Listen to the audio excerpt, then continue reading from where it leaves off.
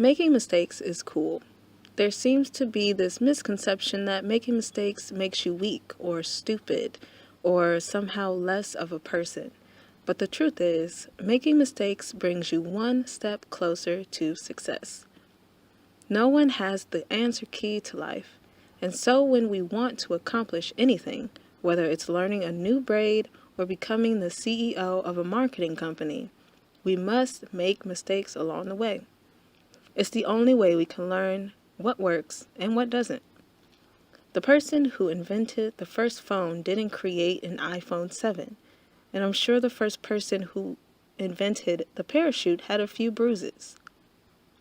If you're making mistakes, you're making the necessary moves to figuring it all out. If you think there are 10 possible ways to do something, and you just made a mistake, congratulations.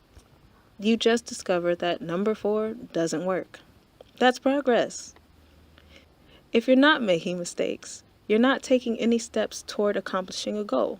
Mistakes are cool.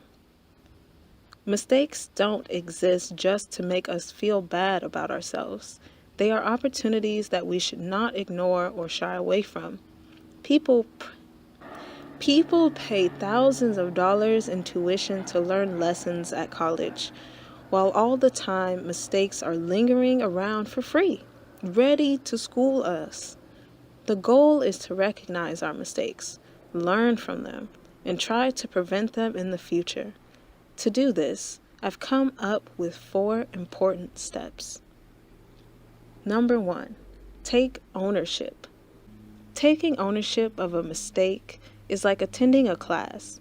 It's the only way you'll learn something from it. If you cannot admit to a mistake, you're skipping school and wasting your tuition. Owning up is difficult for a lot of people because it requires disarming defense mechanisms such as pride, fear, and ego, just to name a few. As a result, people resort to insane behaviors to address mistakes without taking the hit. For example, if you're supposed to submit a project at 4 p.m., here are a few common ways to not take ownership. The blame game. The blame game. I didn't hand in the project because Carl from Human Resources didn't remind me. He said he would. Deflect. Well, Samantha didn't hand in her project either. Deny. I didn't know there was a project due today. Ignore. At 7 p.m., here's my project. Bye. Not only is this behavior frustrating for people who work with you, it robs you of the power to come up with a solution. If you admit to making a mistake, you can work on fixing it. But if you deny the entire thing, who's going to solve the issue? A Bawse does not use defense mechanisms to get out of cleaning up a mess they made, nor do they take half ownership for things. Here's an example of half ownership. Have ownership. Hey, I'm sorry my project is late. Carl was supposed to remind me, but he didn't. But even still, I'm really sorry. Bawse ownership. I know the project was due at 4 p.m. and it is now 7 p.m. For that, I am sorry and no excuse is valid. Number two, call yourself out. If you didn't hand in the project on time, ask yourself why before someone else does. You should know yourself best. So why wait until someone else calls you out to scramble for the answer? Before you answer to your boss, answer to your inner boss. You should want to identify the cause of your mistake so that you can understand how to prevent it, not because your supervisor is going to need an explanation. And when you give yourself a reason for why you made a mistake, be real and honest.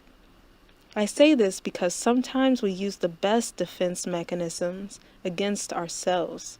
For example, you might tell yourself you didn't do the project because you didn't have enough time. That might be true, but what did you do instead? Did you go to a party? Did you hang out with your boyfriend? Did you binge watch Orange is the New Black? If you're nodding your head,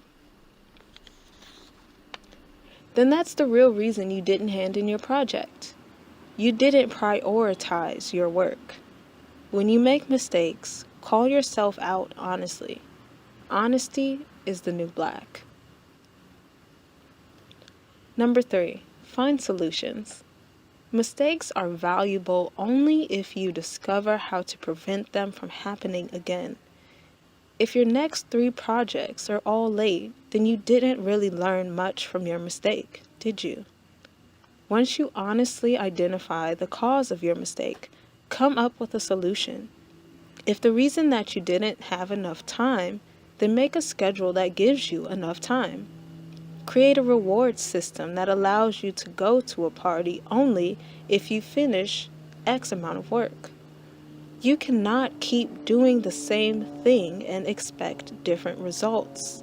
That's the definition of insanity. You need to find solutions, and not just fairy tale solutions like try harder, but real solutions like cancel my monthly subscription. Snap! It's just got real. Number 4, communicate. Once you learn how to take ownership, call yourself out honestly, and find solutions, you can learn to apologize efficiently in a meaningful way. No mistake is too big or too small to apologize for, and no ego should be too big to make that apology. The biggest mistake you can make is thinking an apology doesn't matter.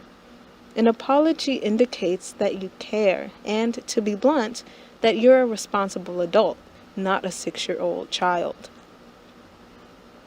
So whether you did something small, like forget to respond to an email, or something much larger, like hurt a friend, take the time to deliver an honest apology and explain how you'll prevent your mistake from happening again in the future. Whack apology. I'm sorry. Next time I won't ask Carl to remind me about the project. When he forgets, it's frustrating for everyone. Nah, you can do better than that. Stop being whack sauce. Boss apology. I'm sorry my project is late. I take complete ownership for the delay.